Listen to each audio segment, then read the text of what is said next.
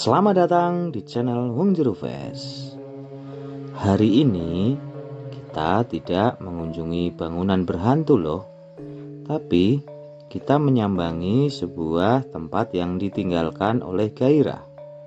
Sebuah kampung yang namanya dulu tersemat indah di peta pertanian Magelang, yaitu Kampung Tani Giri Tengah.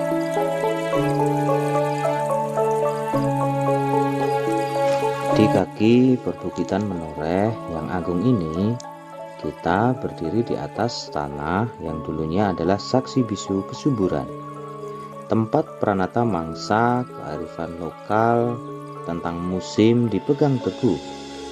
Namun, lihatlah di sekeliling saya, pemandangan hijau yang kita saksikan kini bukanlah lagi hijau hasil panen, melainkan hijau dari ketidakpedulian.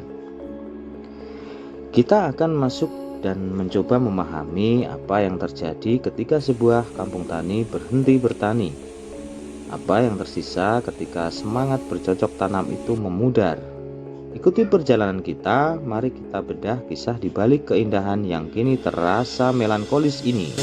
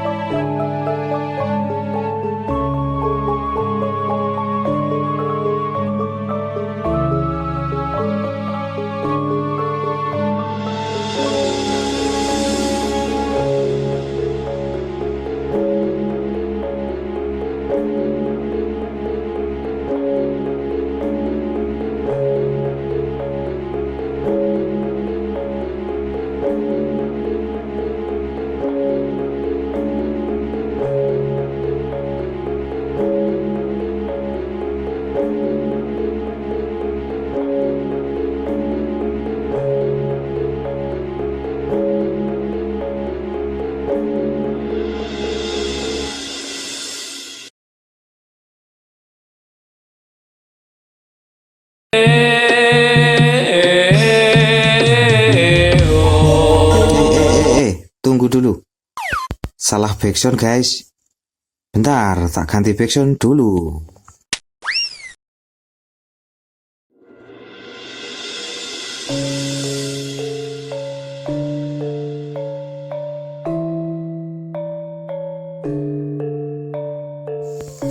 Nah, ini baru benar, backsound yang benar. Wes, sudah pas toh? Oke, kita lanjut.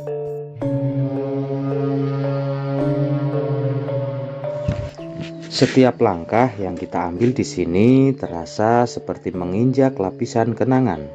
Dulu tempat ini adalah panggung kehidupan. Ada banyak tawa, banyak hiruk pikuk suara tawa para petani, dan aroma tanah yang baru dibajak.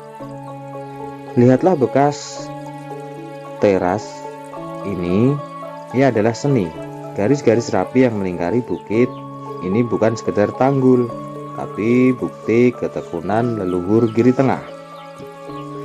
Tapi hari ini teras itu mulai runtuh, ditelan semak belukar yang tumbuh bebas. Ini bukan hanya tentang lahan yang tak terurus, ini tentang sejarah yang mulai hilang.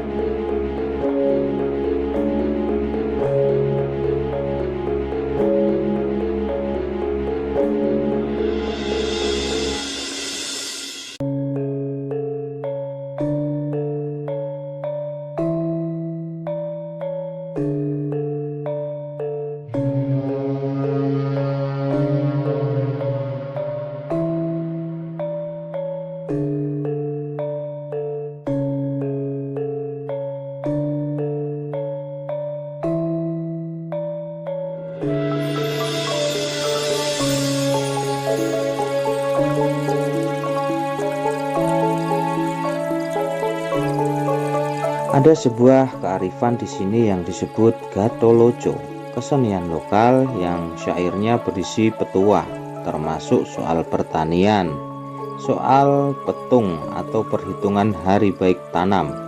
Kesenian ini pernah mencoba bangkit, sebuah ikhtiar untuk menghidupkan kembali roh diri tengah, tapi tampaknya tantangan yang dihadapi terlalu besar.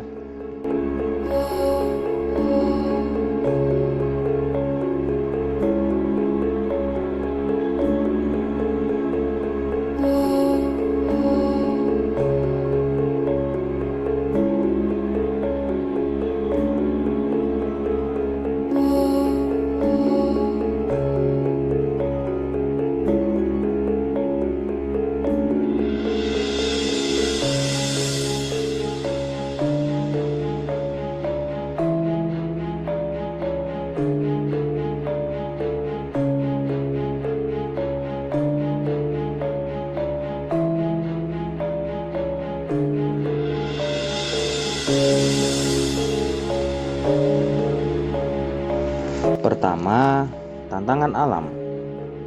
Gili Tengah berada di lereng, membuatnya rentan terhadap bencana. Kita tahu kawasan ini seringkali terdampak longsor. Siapa yang tega menanam jika esok hari tanahnya bisa runtuh? Kedua, regenerasi anak-anak muda. Wong Jero VS Jati di sini lebih memilih kota. Bertani dianggap sulit, penghasilan tidak menentu, dan pekerjaannya keras. Mereka memilih pergi dan yang tersisa adalah para sesepuh yang tenaganya mulai terbatas.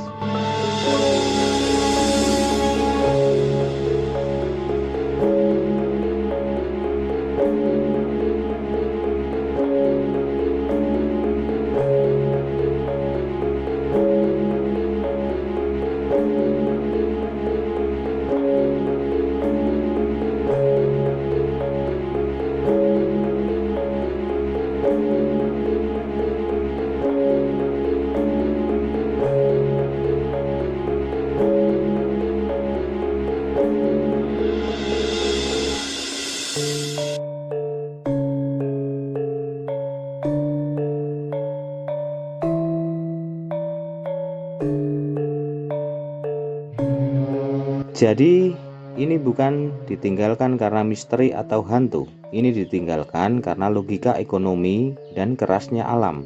Ini adalah gambaran nyata tentang bagaimana ketahanan pangan dan budaya lokal bisa kalah melawan derasnya arus modernisasi dan perubahan iklim.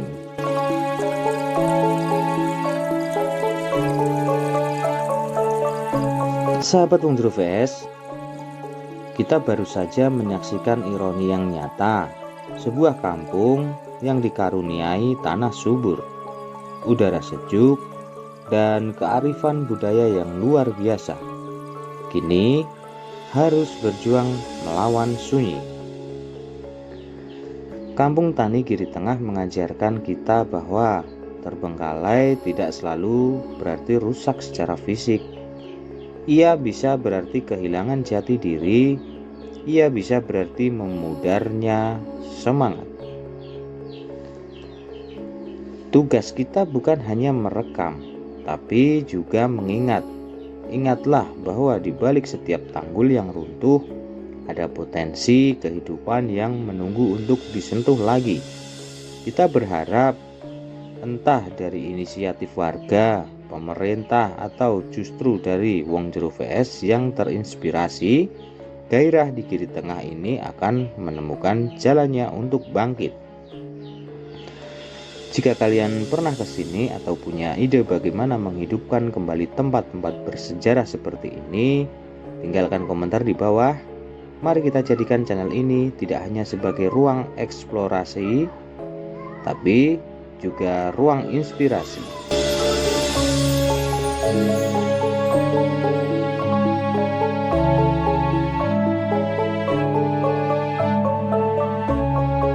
Terima kasih sudah menemani perjalanan Wong Jero VS Kampung Tani Giri Tengah hari ini. Sampai jumpa di episode berikutnya, dan ingat, jangan pernah berhenti bertanya pada setiap kisah yang tersembunyi.